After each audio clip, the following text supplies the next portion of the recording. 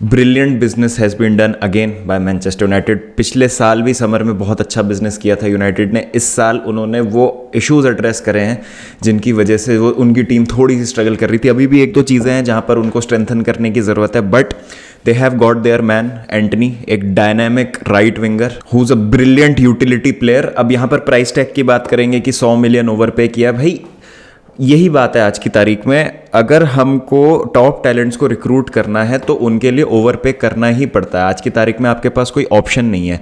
दूसरी चीज़ ये है कि मैनचेस्टर यूनाइटेड की इस बात की तारीफ करनी चाहिए कि बिना चैंपियंस लीग फुटबॉल के उन्होंने जिस तरीके के प्लेयर साइन कर लिए, Lisandro Martinez, Antony, Casemiro, Tyrell Malacia, आपको दिख रहा है और आपको एक शेप दिख रहा है अब कि किस तरीके की जो टीम है वो एरिक टेन हाग बनाना चाह रहे हैं और वो क्या करना चाह रहे हैं इस मैनचेस्टर यूनाइटेड टीम के साथ। ऑब्वियसली अभी भी एक इशू है राइट बैक का जिसको सॉर्ट किया जाना बाकी है, बट अगर हम मेजर प्रेसिंग नीड्स की बात करें तो वो यूनाइटेड ने एड्रेस कर लिए हैं। अब वो एरियाज अपने सॉर्ट कर लिए हैं मैनचेस्टर यूनाइटेड ने। चाहे हम एक नंबर 6 की बात करें यहाँ पर कैसेमीरो के रूप में, क्योंकि एक डिफेंसिव मिडफील्डर चाहिए था, एक होल्डिंग मिडफील्डर चाहिए था जो वो काम कर सके गेम को कमांड करने का पीछे से, और जो डिस्ट्रॉयर का भी काम कर सके साथ साथ, तो कैसेमीरो में आपको वो मिलता है। फिर एक डायनामिक आपके पास विंगर आ जाता है एंटनी के रूप में। You already have Jadon Sancho, Marcus Rashford, Cristiano Ronaldo रुकते हैं तो एंथनी मार्शियल के साथ आपका स्ट्राइकर वाला डिपार्टमेंट भी सॉर्टेड है। तो अब आपकी जो फ्रंट लाइन है काफी पोटेंट हो जाती है यहाँ पे कैसेमीरो को अगर आप खिलाते हैं मिडफील्ड में। तो ये अगर आप मैनचेस्टर यूनाइटेड की लाइनअप पर एक बार नजर डालें, गोल में David de Gea, left back Tyrell Malacia, एक centre back pairing of Lisandro Martinez and Raphael Varane, right back आपके डिएगो डेलो। लिसांड्रो मार्टिनेज की बात करें तो उनके मैनचेस्टर यूनाइटेड करियर की जो शुरुआत है बहुत ज्यादा इंप्रेसिव रही है। तायरल मलासिया के लिए भी मैं ये बोलूंगा। तो आई थिंक एंटनी जो है बहुत एक डायनामिज्म लेके आते हैं फ्रंट थ्री पे। प्राइस टैग की हम बात नहीं करेंगे हम, क्योंकि ठीक है यहाँ पर 100 मिलियन आपने एंटनी के लिए दे दिए, फिर आपने 70 मिलियन के करीब कैसेमीरो के लिए दे दिए, 51 मिलियन आपने लिसांड्रो मार्टिनेज के लिए दे दिए। लेकिन ये आपको करना पड़ेगा अगर आपको कम टाइम में एक बड़ी प्रॉब्लम को फिक्स करना है, तो आपको इस तरीके के टैलेंट्स को रिक्रूट करना पड़ेगा, वरना it is as good as Ole Gunnar Solskjaer being at Manchester United, जो हमने 2 मैचेस में देख लिया। अगर आप एरिक टेन हाग को उनके प्लेयर नहीं देंगे, अगर आप किसी भी मैनेजर को उसके प्लेयर नहीं देंगे, तो वो कुछ कर ही नहीं सकता, वो चाहे कितना ही अच्छा मैनेजर हो। तो Antony is a brilliant signing in my opinion, and I don't think it's fair to say that United have overpaid. ठीक है, एक बार एंटनी को देखते हैं हम कि किस तरीके की उनकी परफॉर्मेंस रहती है, किस तरीके का उनका इंपैक्ट रहता है मैनचेस्टर यूनाइटेड पे, and definitely I think it is going to be a very positive impact. और यहां पर जो बाकी टीम्स हैं जिनको फेवरेट्स माना जा रहा है टॉप 4 रेस के लिए, now they need to watch out, क्योंकि अब Manchester United is in a strong position to stake their claim in this top 4 race. और मुझे लगता है कि Manchester United will be back with a bang. तो do watch out for this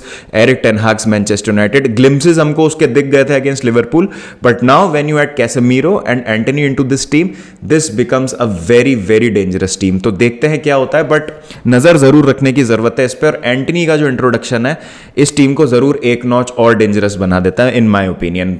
तो देखते हैं एंटनी को कैसे यूज करते हैं एरिक टेन हाग, और क्या मार्कस रैशफोर्ड को वो अभी भी विंग पे खिलाएंगे, क्योंकि I think he was pretty decent against Liverpool when he played as that striker वाला रोल। और अगर एंथनी मार्शियल भी फिट हो जाते हैं तो रोनाल्डो का फिर क्या सीन रहेगा इस मैनचेस्टर यूनाइटेड टीम में, तो वो एक देखे जाने वाली डायनेमिक्स है। बट नजर जरूर रखेंगे हम मैनचेस्टर यूनाइटेड पे, आप भी नजर रखिएगा, क्योंकि ये टीम जो है ये कमबैक करने वाली है विद अ बैंग डेफिनेटली। बात करते हैं बार्सिलोना वर्सेस रियल वायादोलिद की। अब यहां पर अगर हम एक बात करें कि ओवर पेइंग की हम बात कर रहे थे कि पैसा बहुत खर्च किया मैनचेस्टर यूनाइटेड ने, और भी टीम्स है, चेल्सी ने भी बहुत खर्च किया है, बार्सिलोना ने भी दुनिया भर का पैसा खर्च किया है इस ट्रांसफर विंडो में। वो दिख रहा है कि क्यों किया, it was necessary. All those players that Barcelona have bought were necessary, अगर उनको वापस उस लेवल तक पहुंचना था जहां पर वो जाना चाहते हैं। अगर आप इस मैच की बात करें तो आपको ये दिख जाएगा कि कितनी ज़्यादा वेल थॉट आउट साइनिंग्स करी हैं बार्सिलोना ने इस समर में। चाहे हम कुंडे की बात कर लें, रफीनिया की बात कर लें, और रफीनिया की जो परफॉर्मेंस थी स्पेशली कल, उसने दिखा दिया कि why Chelsea fans were absolutely distraught when we missed out on Raphinha. क्योंकि रफीनिया वो आपकी फ्रंट लाइन में डायनेमिज्म लाते हैं, he can do everything, he can ping those balls, crosses डाल सकते हैं, very technical on the ball, can drive at the defenders, and when you couple that with Dembele on the other side and you have an elite finisher, and when you have an elite finisher like Robert Lewandowski in the middle, बहुत ही ज्यादा lethal front three है। I think अगर इसी potential पे और इसी तरीके की फुटबॉल खेलते रहे यूरोप के मोस्ट लीथल फ्रंट थ्री में आ सकती है बार्सिलोना की जो ये टीम है। और लेवेंडोस्की के क्या कहने यार, मतलब I think he could have got his hat trick. बहुत लकी रहे लेवेंडोस्की, 2 अटेम्प्ट उनके पोस्ट पे लग गए। एक अटेम्प्ट तो जो पहले ही मतलब 12वें-13वें मिनट में लगा था, इनसाइड ऑफ द पोस्ट लग के मतलब वो बॉल अंदर गई नहीं। लेकिन उसके बाद अगेन रफीनिया ने जिस तरीके का क्रॉस डाला और जो फिनिश थी लेवेंडोस्की की स्टड से, और इसमें कोई दो राय नहीं है कि Lewandowski is still among the elite strikers of the world. अगर आप उनका ऑफ द बॉल मूवमेंट देख लें, उनकी स्पेसेस में आप देख लें किस तरीके से टाइट स्पेसेस में उन्होंने फिनिश किया। कल अगर हम दूसरे गोल की बात करें, जो ऑडेसिटी है रॉबर्ट लेवेंडोस्की की बैक हील से फिनिश करने की उस सिचुएशन में, मतलब उनको पता उनके पास रूम नहीं है, चढ़ा हुआ है डिफेंडर उन पे, लेकिन still he finds a solution and he puts the ball in the back of the net. और यही एक चीज है जो गुड स्ट्राइकर्स और ग्रेट स्ट्राइकर्स को अलग करती है एक दूसरे से। मतलब जो बहुत ही एलीट स्ट्राइकर्स रहे हैं जिन्होंने गेम खेला, आप देखेंगे कि ऐसी टाइट पोजीशंस में, ऐसी जगहों पे जहाँ पे सॉल्यूशंस नहीं होते, दे समहाउ यूज देयर इमेजिनेशन और वो निकाल लेते हैं। मतलब वो सुआरेज का भी आपको याद होगा, एक बैक हील चिप मारा था सुआरेज ने। मतलब इस तरीके के स्ट्राइकर्स की मैं बात कर रहा हूँ। मतलब बेंजीमा, लेवेंडोस्की, अग्वेरो, सुआरेज, मतलब ये कुछ नेक्स्ट लेवल के स्ट्राइकर्स। जिस तरीके से पेड्री ने दूसरा गोल स्कोर किया, मतलब उसने दिखाया कि कितना ज्यादा फ्लूइड है बार्सिलोना का फ्रंट थ्री। कोहेजन बहुत ज्यादा दिख रहा था मिडफील्ड और फ्रंट थ्री में। Dembélé was absolutely magnificent through out the game. फिर हमने देखा कि सेकंड हाफ में जब चेंजेस करे बार्सिलोना ने, अंसू फाटी को लाया गया, सर्जी रोबर्टो को लाया गया, फिर कुंडे जो है वो अपनी प्रेफर्ड पोजीशन सेंटर बैक में खेले। उन्होंने एक गोल लाइन पे ब्लॉक भी किया जो कि बहुत बेहतरीन था। तो आई थिंक ओवरऑल बहुत अच्छी परफॉर्मेंस, नई साइनिंग्स बहुत ज़्यादा इंप्रेस कर रही है बार्सिलोना की। 4 गोल स्कोर करके एक स्टेटमेंट फिर से दिया है बार्सिलोना ने, और आप हल्के में नहीं ले सकते इस टीम को। इस टीम का अब हमको दिख रहा है प्लेइंग 11 जो है फिगर आउट कर रहे हैं शावी धीरे धीरे। और जब आपके पास बेंच पे इतने एलीट ऑप्शंस होते हैं तो भाई फिर आपकी एज अ मैनेजर बहुत ज़्यादा, मतलब आपके पास एक हेडेक होता है, सिलेक्शन हेडेक होता है, लेकिन that is a positive headache to have. और कंपटीशन अब आप फ्रेश रख सकते हैं स्क्वाड में। अगर आप देखते हैं कि पेड्री का फॉर्म ड्रॉप हो रहा है तो you always have a Frenkie de Jong to go to. और यही है मतलब अब बार्सिलोना की बेस्ट मिडफील्ड 3 क्या होगी, आप मेरे को कॉमेंट सेक्शन में ज़रूर बताइएगा एक बार। कल जैसे हमने देखा कि it was Busquets, Gavi and Pedri जिन्होंने स्टार्ट किया था, फिर Frenkie de Jong he came on as a substitute in the second half. आपको क्या लगता है कि गावी इज द गाय या फ्रैंकी डियोंग, अगर वो रुकते हैं, जो कि लग ही रहा है अब रुक जाएंगे, he is the guy who should be starting? या ये अपोजिशन पे डिपेंड करता है कि आपको तीसरा जो बंदा है वो किसको खिलाना है? क्योंकि हमने वो सिंगल पिवट में देखा है कि फ्रैंकी डियोंग थोड़ा सा स्ट्रगल करते हैं। We like to play a bit advanced into the midfield, जो थोड़ा सा फाइनल थर्ड के पास हो, which allows him to command the game, to dictate the game. तो व्हाट डू यू थिंक, आपको क्या लगता है? ये एक बहुत अच्छा पॉइंट है डिस्कशन का, क्योंकि कल बार्सिलोना की almost it was a flawless performance. और जिस तरीके से बार्सिलोना के पास ऑप्शन है, तो उनके जो बहुत ज्यादा इंजरी प्रोन प्लेयर्स भी हैं, जैसे अंसू फाटी हो गए, डेम्बेले हो गए, तो उनको भी बहुत मतलब आप अच्छी तरीके से मैनेज कर सकते हैं, क्योंकि अब आपके पास वो लग्जरी है उस तरीके के सब्स्टिट्यूशंस करने की। तो मिनट्स जो है आप बहुत अच्छे से मैनेज कर सकते हैं इन प्लेयर्स के। तो ये बहुत ही मतलब अच्छी समर ट्रांसफर विंडो गई है। एक लेफ्ट बैक और आ जाता है अगर बार्सिलोना की टीम में, वो मार्कोस अलोंसो होते हैं, हावी गलान होते हैं। राइट बैक पे मालो गुस्तो से एक लिंक आई थी, तो वो 2-3 साइनिंग्स देखे जाना बाकी है। बर्नार्डो सिल्वा अगर आ जाते हैं इस टीम में तो भाई फिर तो इट इज़ फायर वर्क्स भाई, बहुत ही ज़्यादा मतलब खतरनाक टीम हो जाएगी। लेकिन फिर उस केस में फ्रैंकी डियोंग का क्या होगा? तो ये कुछ पॉइंट्स हैं जिन पे हम डिस्कशन कर सकते हैं। लेकिन अगर सिर्फ परफॉर्मेंस की बात की जाए तो 10 में से 10 number, specially Raphinha, Dembélé and Lewandowski, जिस तरीके से वो फ्रंट लाइन खेली है, Pedri, Gavi, all were very good. और कुंडे का डेब्यू तो वो भी एक बहुत अच्छी चीज़ और एक बहुत ही कमांडिंग परफॉर्मेंस और बहुत ही बेहतरीन रिजल्ट यहाँ पे। और बात करें परफॉर्मेंस की, तो परफॉर्मेंस रियल मैड्रिड की बहुत ज़्यादा कमांडिंग तो नहीं थी, लेकिन इफेक्टिव थी। 3 पॉइंट्स जो हैं उन्होंने हासिल किए एस्पानियोल को हरा के, और थोड़े से ड्रामेटिक फैशन में। और ये तो रियल मैड्रिड ने एक आदत ही बना ली है कि they leave the things till the last, बिल्कुल। और ये लास्ट मिनट में ही मतलब it was Benzema again with a goal in the 88th minute, और that sealed the deal for Real Madrid. और उसके बाद उन्होंने फ्री किक मार के तो बिल्कुल ही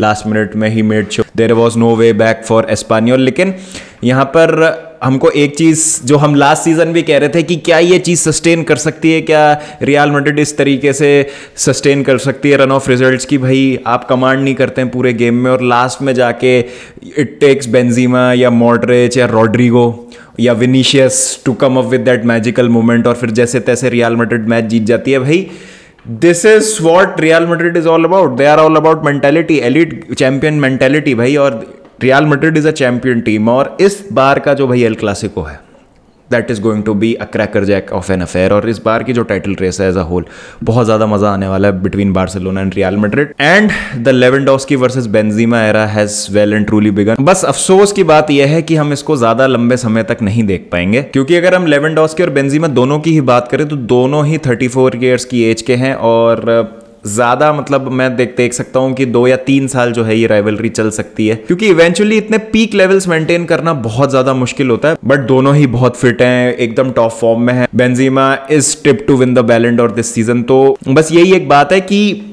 ये जो राइवलरी है ये अगर थोड़े और लंबे समय तक चलती तो बहुत मजा आता। और ला लीगा को रोनाल्डो मेसी के बाद एक राइवलरी की बहुत ज्यादा जरूरत है and I think it will be that rivalry. हमने यहां सोचा था कि शायद हालांड वर्सेस एम्बापे वो राइवलरी हो सकती है, बट ऐसा हुआ नहीं। एम्बापे रुक गए पीएसजी में, हालांड चले गए मैन सिटी। क्योंकि एल क्लासिको की अगर हम बात करें तो जब भी रोनाल्डो और मेसी होते थे एल क्लासिको में तो ना केवल बार्सा और Real Madrid fans but neutrals में भी एक बहुत एक्साइटमेंट होती थी देखने में कि भाई आज के मैच में क्या होगा। लेकिन वो जो चमक थी कहीं ना कहीं खो गई थी एल क्लासिको की रोनाल्डो और मेसी के जाने के बाद। लेकिन अब मुझे लगता है बेंजीमा और लेवेंडोव्स्की वापस से उस इंटरेस्ट को, उस अट्रैक्शन को, उसको रीइग्नाइट कर सकते हैं। और इस बार की जो भाई राइवलरी होगी रियल मैड्रिड वर्सेस बार्सिलोना की, that is going to be very very epic और मजा आने वाला है। क्योंकि अगर हम बार्सिलोना की बात कर लें तो जो उनके हालात लास्ट सीजन थे उससे तो बिल्कुल ही अपोजिट है जो पिक्चर इस सीजन है। और डेफिनेटली मतलब जिस तरीके का बिजनेस किया है लपोर्ता ने, जिस तरीके से चीज़ों को संभाला है, चावी जिस तरीके की फुटबॉल खिला रहे हैं इस टीम को, वो तो काबिल तारीफ है। And on the other hand you have super heavyweights Real Madrid who are champions of Europe, defending La Liga champions. उन्होंने भी बहुत अच्छी अच्छी रिक्रूटमेंट्स करी हैं। चुआमेनी को लेके आए हैं, रूडिगर को लेके आए हैं, कैसेमीरो ऑल दो चले गए हैं तो वो देखा जाना बाकी है कि वो कितना बड़ा इंपैक्ट डालता है। क्या एकदम से जो कैसेमीरो की कमी है वो पूरी कर पाएगी रियल मैड्रिड। तो बहुत सारी इंटरेस्टिंग चीज़ें हैं जो अनफोल्ड होंगी, बहुत सारी स्टोरीज होंगी, राइवलरीज होंगी और कई ऐसी अनएक्सपेक्टेड चीज़ें भी हो सकती हैं जो हमने सोची नहीं होंगी, जो कि लास्ट सीजन हुई थी। तो बहुत कुछ है भाई इस टाइटल रेस में। तो मैं तो एज अ न्यूट्रल बहुत ज़्यादा एक्साइटेड हूँ। आपका क्या पॉइंट ऑफ व्यू है? Please do let me know in the comment section. What are your thoughts on the performances of both Barcelona and Real Madrid? और आपको क्या लगता है कि what's in store for us और आगे किस तरीके से जो है ये राइवलरी अपना रुख लेगी? तो चलिए गाइस, फिर मिलते हैं नेक्स्ट वीडियो के साथ। कोशिश करेंगे एक लाइव स्ट्रीम करके सारे जो बड़े मैचेस हुए थे उनका एक डिस्कशन करें, उनका एक डायसेक्शन करने की कोशिश करें टैक्टिकल। तो और जाते जाते एक आखिरी बात कि इंडिया ने हरा दिया है काफ़ी ड्रामेटिक फैशन में पाकिस्तान को। Hardik Pandya with an absolute beast of a performance with both bat and ball और मज़ा आ गया। काफ़ी टाइम बाद एक इतना क्लोज इंडिया पाकिस्तान का मैच देखा है और मतलब यही है, that is what rivalries are all about. जैसे हम एल क्लासिको की बात करते हैं क्रिकेट में, इंडिया पाकिस्तान की बात करें तो काफ़ी मज़ा आया मैच देख के। But it is just the beginning of the tournament, क्योंकि अभी इंडिया और पाकिस्तान 2 बार और खेल सकती हैं पोटेंशियली इस टूर्नामेंट में एक दूसरे के अगेंस्ट। सुपर फोर्स होगा और फाइनल भी होगा टूर्नामेंट का, तो उसमें भी इंडिया और पाकिस्तान का आमना सामना हो सकता है। तो देखते हैं क्या होता है और डिटेल में इस पर दूसरे चैनल पे बात करेंगे। Do let me know in the comment section if you are up for a discussion on yesterday's match between India and Pakistan. चलिए गाइस, फिर मिलते हैं नेक्स्ट वीडियो के साथ। जब तक अपना ध्यान रखें, टेक केयर एंड पीस।